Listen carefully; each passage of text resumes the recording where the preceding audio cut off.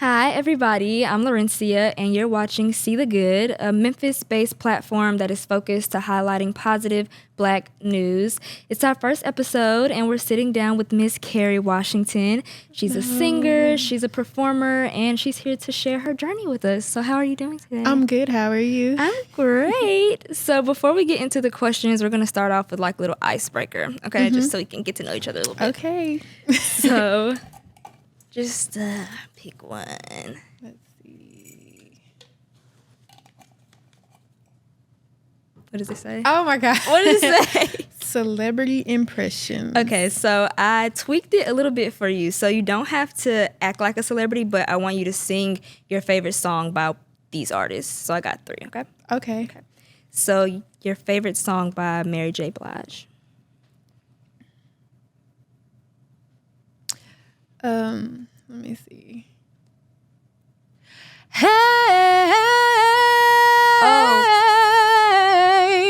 oh,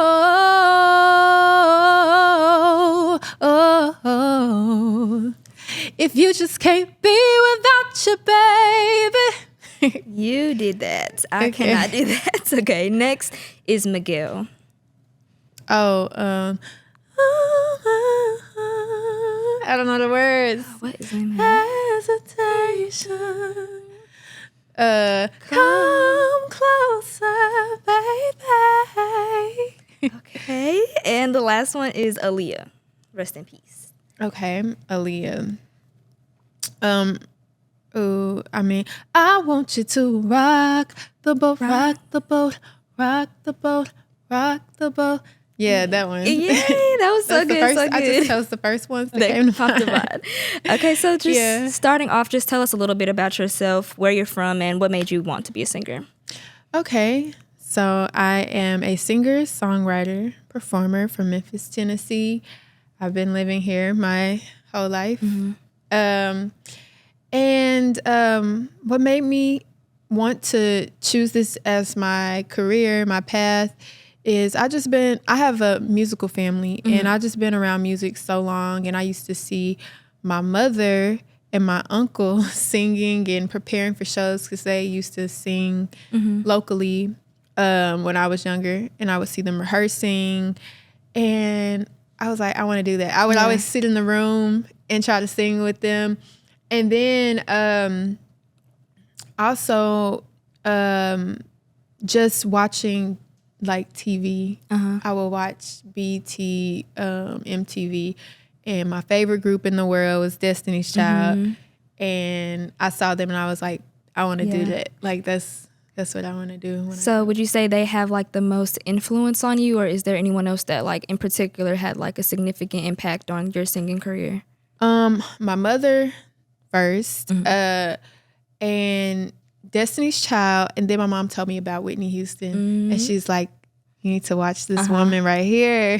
She's like, let me introduce you to something a little bit back my time. Yeah. And so I would say those are like the top 3. Yeah. And that kind of goes into my next question because I was going to ask, is there anybody that people say you sing like? Because I heard you sing a cappella, and I'm not going to lie, it gave Beyonce to me. But then I heard you sing at the Grizzlies you sang the Star Spangled Banner, and that kind of gave Whitney Houston. And I saw in the comments people were comparing you to her. So is there anybody else that they say your voice sounds like? Those are probably like the main 2, but the main one is Beyonce overall. And I just think that's funny because I don't think that I sound like her. Who do you think you sound like? Or do you think you sound like anybody? Just myself. I was say it's very similar.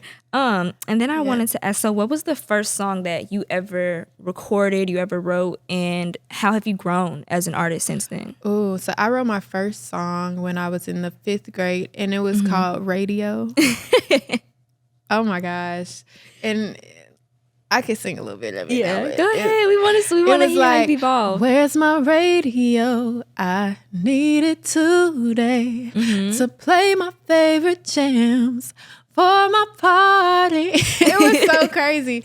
And I had like a little rap part to go with it too. Like I was just, and I just wrote that like just off the dome. So how have you grown since then? That's like memories. Since then, I've been in the studio. I didn't really, so I used to write a lot at home when I was younger, and then I stopped for a minute, and I went to college and all of that, and then I got out of college and I came back home, and then I started to record.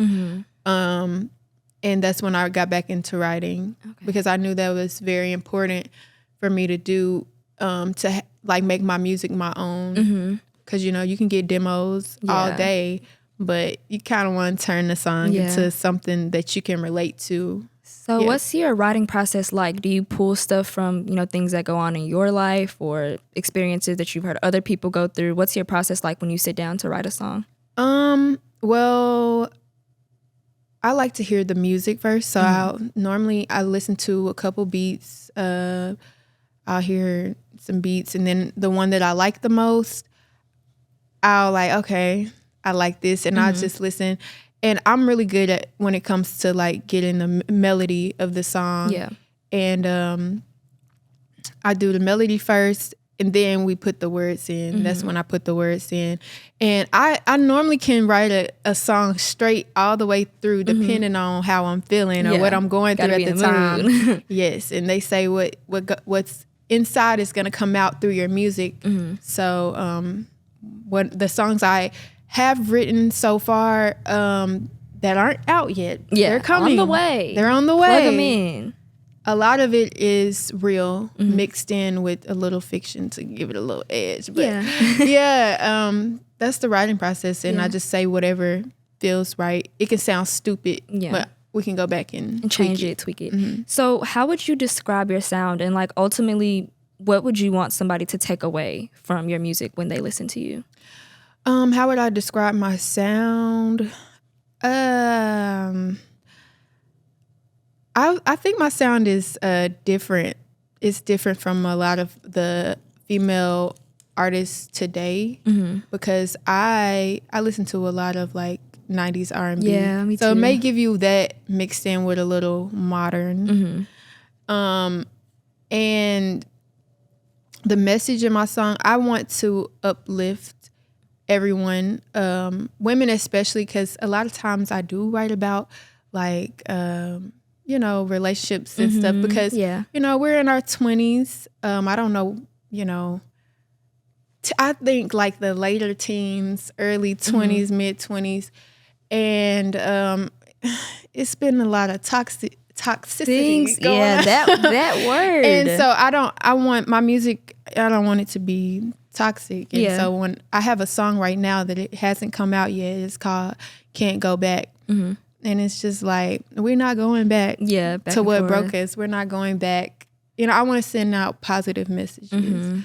So people can be their best self. I want my music to make people feel like they confident, are their like best they don't self. have to keep going through the same things over and over. Yes. So would you say that R&B is like your main lane? Like that's R&B and pop. Okay. Yeah. I was asking because do you see yourself ever branching off into something else? Because like K. Michelle, she's from Memphis, and you know, she started out in R&B and now she like is trying to go into country and do that type of thing. Do you think that in the future you'll ever like, you know, try something else, or do you think you want to stay in that lane? I feel like I can do it all. Yeah. Like I can do it all. I listen to all types of music, all genres. And right now it's pop and R&B, but I would love to do a country song. Yeah. I think I'm close to doing a country song. I don't know. Almost. I probably got one. I probably got one. Yeah, so that definitely, I got some bars, I guess. Oh, you did say you wrote a rap in the 5th grade. I did. So I got a little something. And even something different, like if we want to go into rock or something, like I'm down for whatever. Versatile, because music is an expression and it depends on how I'm feeling that day. So I don't like to limit myself.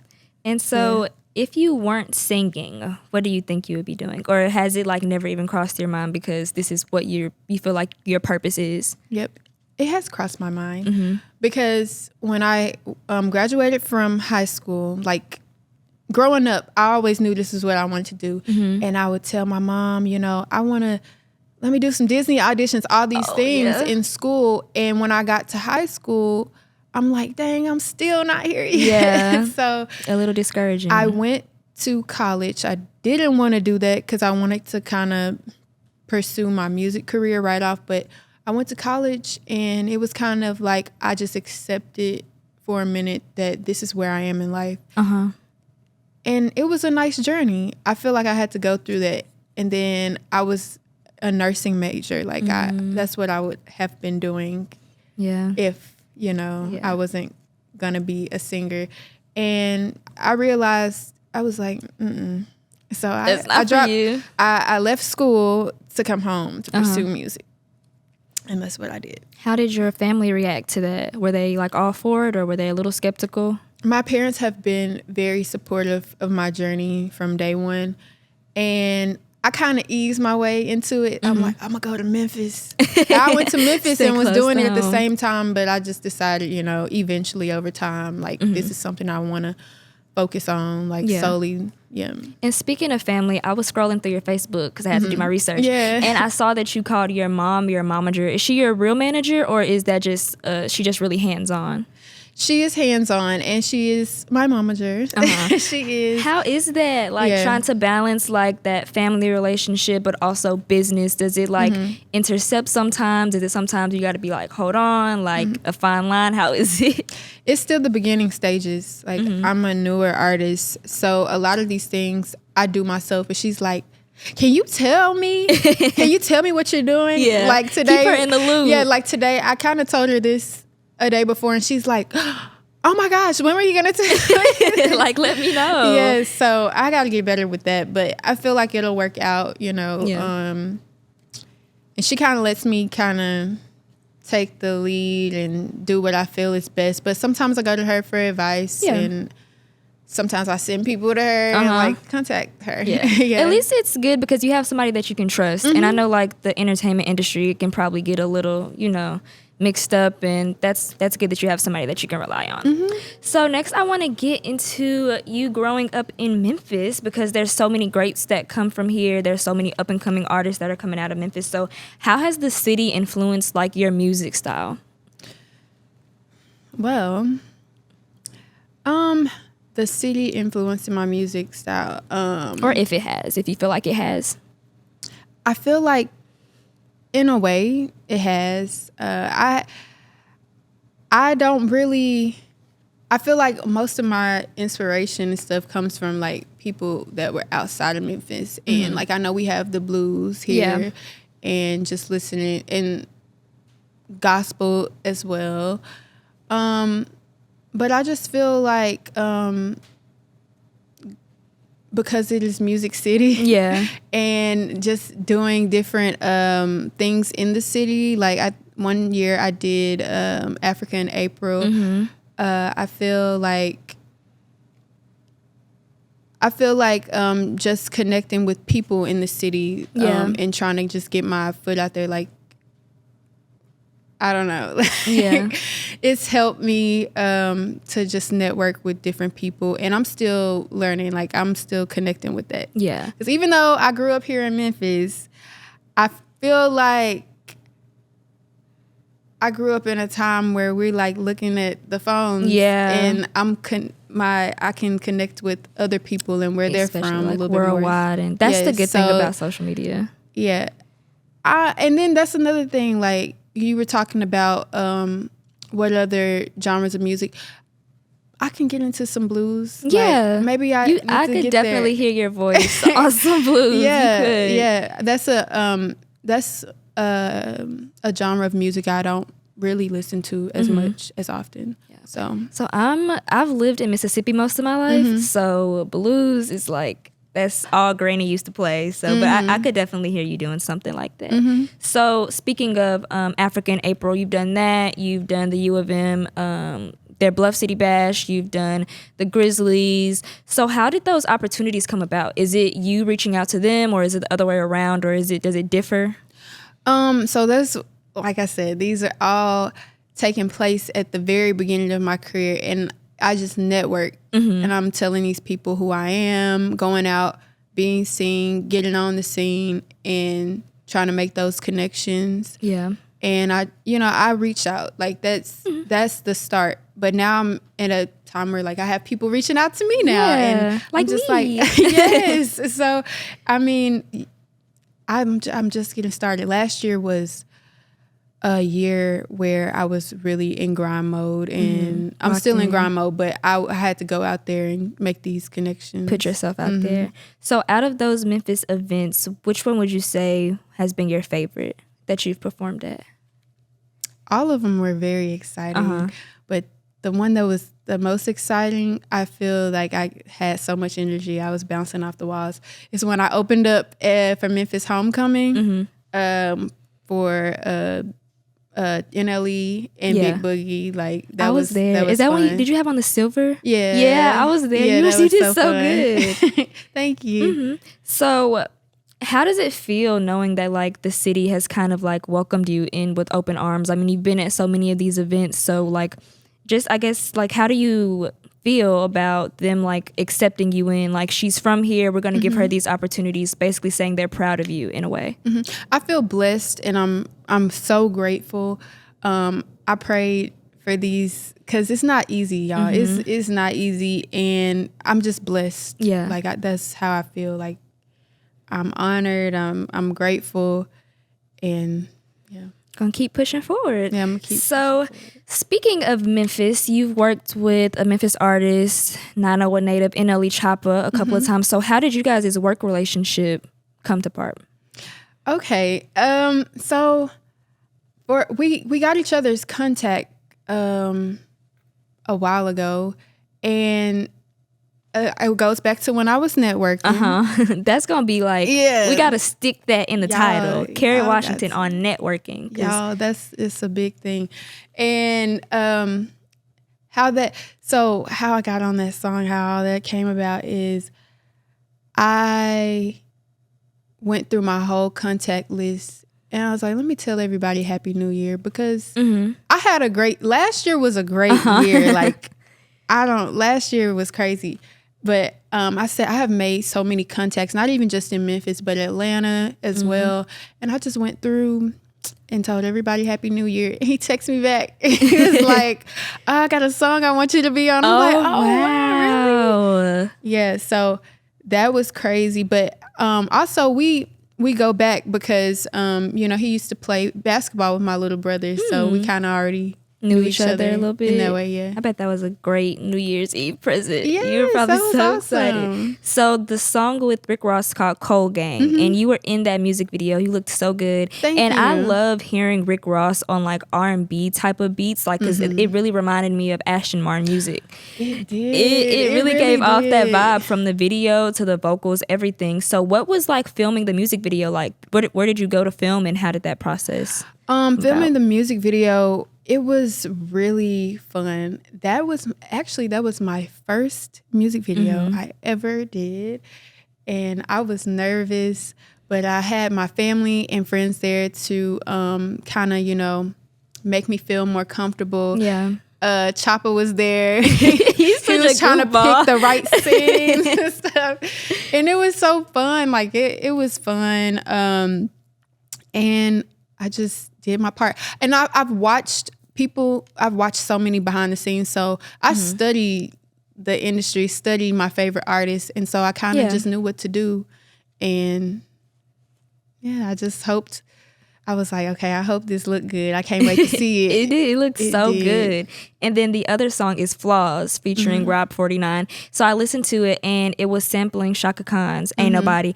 How did it feel knowing that you had to like do that sample to somebody that's like such a great in the industry? Was it a little intimidating? Did you feel like you had to like, prove yourself when doing it, or what was the process like? That's a little bit of it because I'm like, okay, if I'm gonna sing Shaka, then it's gonna be like, you can't mess this up. But Shaka Khan, she's amazing. That song though, I already knew the words to it. I was excited. I was happy. Yeah. And it was just something fun that I could just go in the studio. I was like, okay, I'm about to play around with some harmonies, and I'm just about to go in here and make it my own, because I don't want to try to sound exactly like Shaka. Yeah. And I'm like, let me just go in here and make it my own. That was one thing I wanted to do, that was the main thing, is make it my own, but still great. Yeah, it definitely flowed really, really well. I really liked it. So I want to touch on just about what See the Good is about. I started this a little minute ago, mainly because I was just tired of like the perception that like Black entertainers, Black artists have in terms of like social media. So what are your thoughts on like the current landscape of most like social media outlets and like how they perceive Black artists and Black people in general? Because for me, I just feel like it's so hard to just get on there and like see positive stuff, or, you know, see something that's not gossip, that's not drama, that's not tea. So how do you feel about the current state of media? Well, if that is the purpose of your platform, seeing the good, then you're very much needed. I grew up watching the people being interviewed on 106 in Park, and those interviews, it was not about these people's personal lives, not drama or anything. It was strictly on their music, what's to come. They had tried to touch on some, like, who are you dating? Yeah, just stuff. A little bit. But it's just too much now. And I want to see more interviews about positivity, you know, and less about these people's personal lives. Yeah, like more like it being inciting and like you're learning about them as a person. Like even it, like that's the personal aspect that it should be about. Like how did they grow up? Like what was their lifestyle like? What did they do? Not just, you know. So how do you think that, you know, Black media outlets can like improve on that? Because most of these I'm not gonna call no names, but most of these outlets, they are owned and ran by Black people, and it seems like they're diminishing Black culture in a way. So what do you think they need to do better? I think that they need to start showing less of the drama and more of the positivity. Yeah. It's one blog right at the top of my brain right now. It's like, just stop posting. Yeah. Stop posting that negative energy. Yeah. Because like you said, like how we're perceived to the world, it matters, you know, because, you know, and then it matters for the younger generation looking up. They're looking on these blogs and seeing older people act out. And it's just like, and we have such an influence, not just Black people, but like entertainers in general. So even like in Memphis, like there's a lot going on right now with like the youth. So I feel like a lot of it comes from the things that they are listening to, the things that they are digesting. So I just feel like it's not my duty, not my responsibility, but I feel like if I can do something, then I will. So that's like the whole gist of See the Good. I just really, when I want to focus on my people, because I don't know about, you know, any other culture, any other race. So I just know, you know, what I can do and what I can do to help. So next, I kind of want to talk about your relationship with God. I watched an interview that you did, and I heard you say that when you face challenges, you pray. So where does your faith come from? Was it instilled in you as a child? Because some people, you know, they were raised in the church and that's just what they do. And then others, it's like as life goes on and they realize, okay, I need to believe in something higher, then they get that learning themselves. So where did it come from for you? It was instilled in me as a child, but I believe that everybody, you're going to have that moment in your life when you really going through something. And that's when you're going to be like, okay, this is real. Because your parents can raise you in a way, but until you experience something for yourself, in my moment where I experienced something for myself was back in 2020, and it changed my life forever. And that's when I was just like, you know, I'm never letting this go. Now I know I have a relationship with God, and now I know how to call on him when I need him. And I couldn't used to relate to the people where I'm sitting in church and seeing these people, they shouting and talking about the goodness. I couldn't relate to that because, you know, I just didn't go through anything. But I feel like people have to go through something in their life where they really depend on God, and then they're like, oh, you know. And so that I know where my help comes from. Like the old folks say. Yes, like they say. And throughout this whole journey, music, I always keep that connection because I want to know, like, okay, what's my next step? How am I going to move forward? How should I move here? I'm always going to the source. And then thanking him every step of the way, because, you know, out here is it's some obstacles. Yeah. And you're going to need that help. And I'm so blessed that I have that.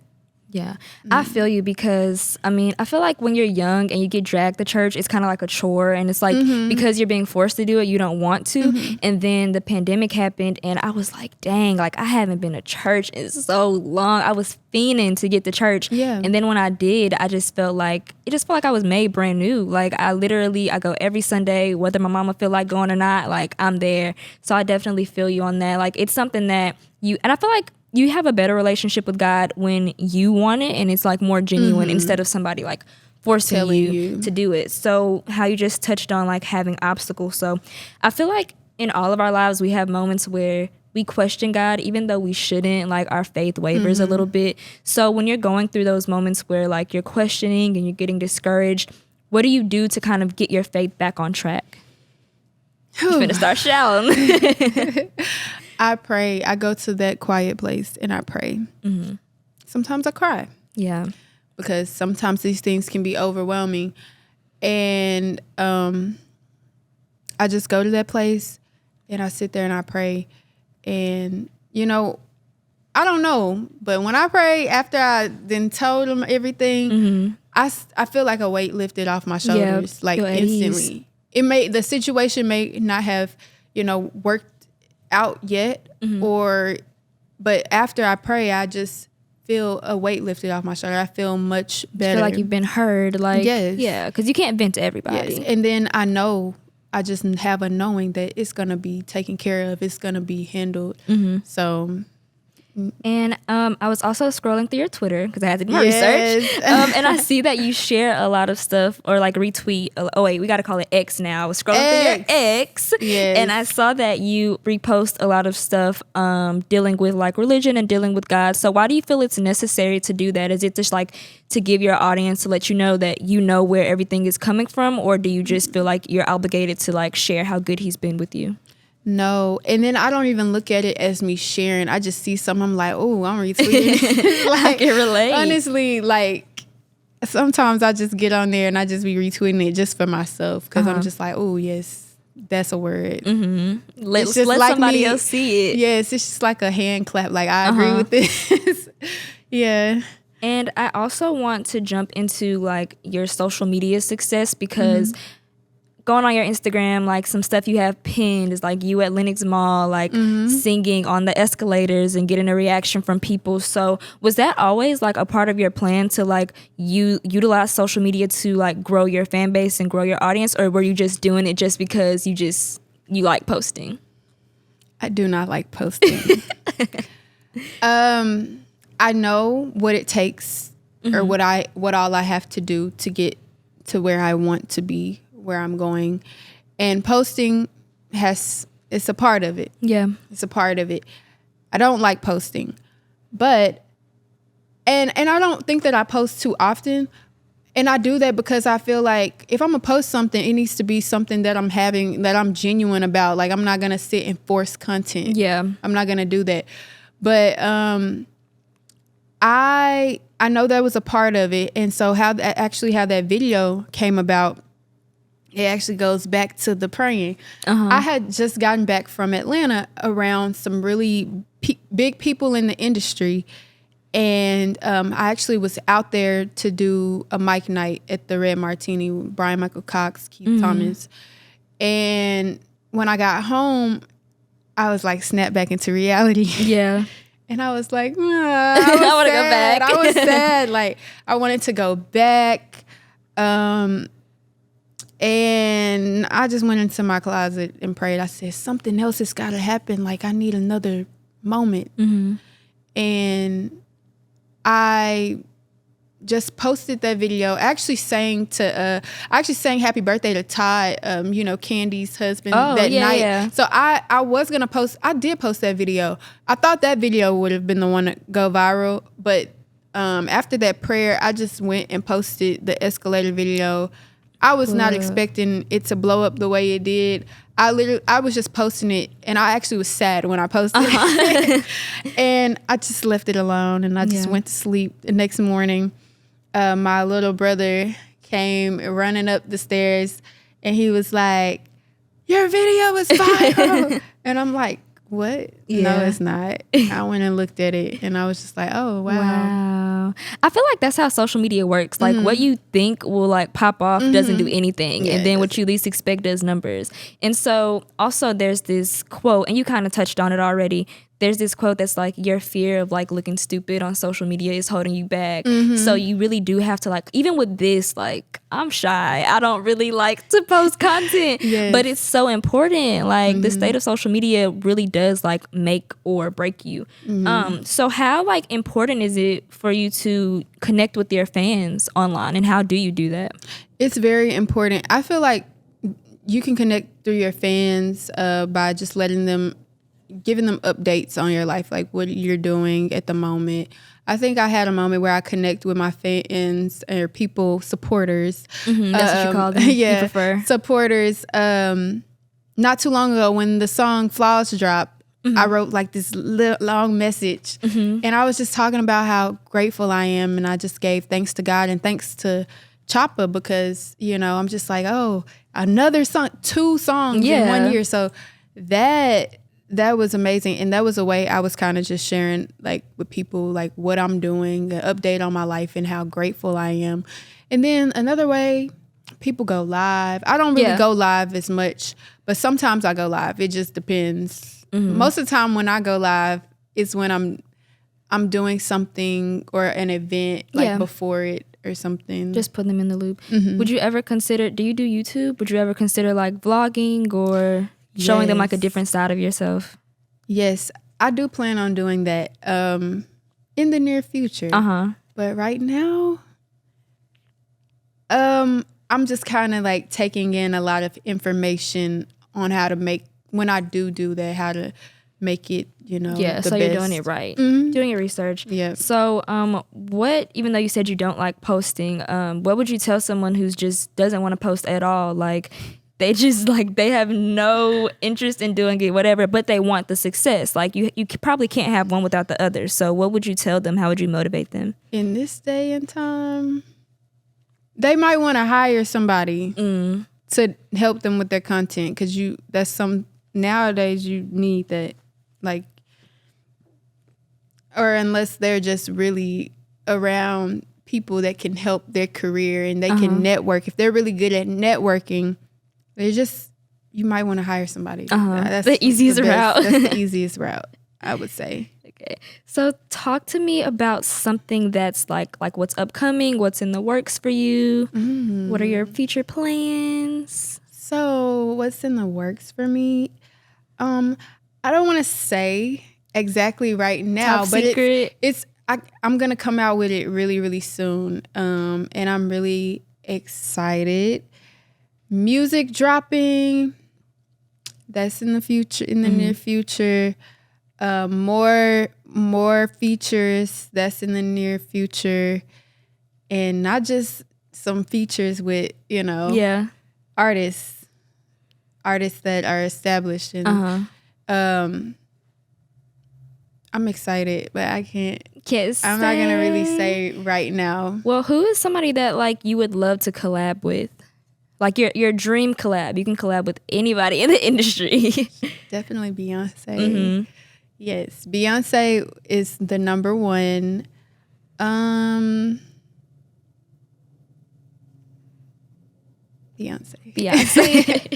Beyonce. Yeah. So like I always say, like with time comes change. So obviously, well, you may or may not want to be in Memphis forever. So where do you see yourself going? Like, because for me, I'm not gonna lie, I love Atlanta. I just came back from Atlanta. I feel like with me wanting to pursue journalism and I'm so passionate about culture, like Atlanta is the Black Hollywood. So I do feel like that's eventually where I'll have to be. So where do you see you, taking your career in the future? I can't really say, but a place that I love, I think is so beautiful, and I've been going back and forth there recently, is Nashville. Love Nashville. It's like my second home. Because I actually went to college close to Nashville, and so I was always in Nashville, like when I would go and just if I didn't want to come home, I would go to Nashville. Yeah. And so I think that's a place in it's growing. Yeah, and it is. It's another music city. So from one music city to another. Music That's city. what I was going to ask. Like, what do you love so much about it? Is it just that it's a music city, or that's probably the main thing? And also, it's nice visually. I love downtown. Anywhere, I like downtown Memphis. I love downtown Nashville. I've been, but I don't feel like I've been enough to like explore it. But I'm gonna go next month actually. So what's a place that I need to go when I go to Nashville? I go to all the music spots. Yeah. I don't know. A place I've been going to Nashville recently is Soho House, Nashville. So you may want to visit there.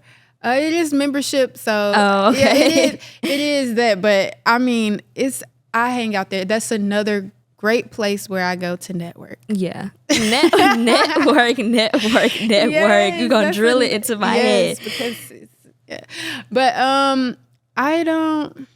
They have nice restaurants. If you like food. Yeah. Yes, so probably. I'm gonna be with my friends, so we might want to go to like a little lounge. But it's gonna be cold. Also, I gotta figure it out. Yes, I'm figuring it out. Oh, are y'all going in December? Yeah, next month. I think I'm going in December because I want to go see that Beyonce's her movie. Her movie that's coming out. We'll be down there. My friend is graduating from MTSU. Shout out to Tayana. Oh, congratulations! But yeah, I was looking at the Beyonce. Did you get to go to her concert? No.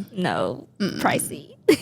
But yeah, we'll be down there next month for a few days, so I'm excited. I'm looking forward to it. And then my final question it's kind of like a 2-part. So what is the ultimate goal for Carey Washington? The ultimate goal. My ultimate goal is I want to be a music mogul, and I want to be I want to use that. I want to be a music mogul, and I want that to be my way of having multiple businesses in the future. Whether that's, how people like to start their own makeup line. I'm not saying I'm going to do that, but just anything that is, I feel is like important to me that I want to do. I want to be able to, I want to use music and my success in that as an avenue to have several businesses. Yeah, sources of income. And you can always be passionate about like more than one thing. So even if like down the road you want to come out with like a clothing line or anything, like multiple streams of income is how to do it. And I'm an artist. I'm 2 different types of artists, but I am very artistic.